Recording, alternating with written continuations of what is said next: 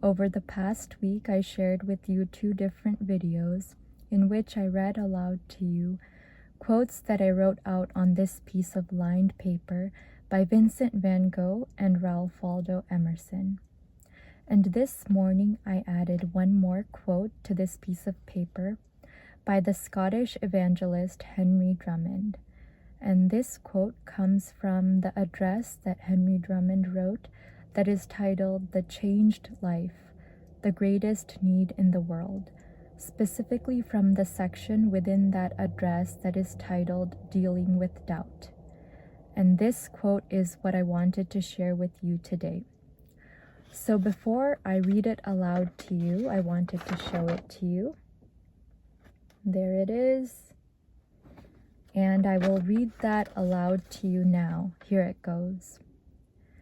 Bear in mind, then, that all religious truths are doubtable, even those which we hold most strongly.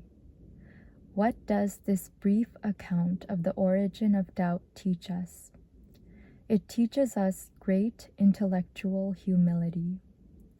It teaches us sympathy and toleration with all men who venture upon the ocean of truth to find out a path through it for themselves.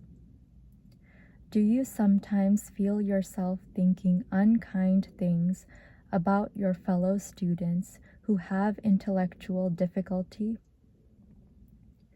I know how hard it is to always feel sympathy and toleration for them, but we must address ourselves to that most carefully and most religiously. If my brother is short-sighted, I must not abuse him or speak against him. I must pity him and, if possible, try to improve his sight, or to make things that he is to look at so bright that he cannot help seeing. But never let us think evil of men who do not see as we do. From the bottom of our hearts, let us pity them, and let us take them by the hand and spend time and thought over them, and try to lead them to the true light. Thanks for listening.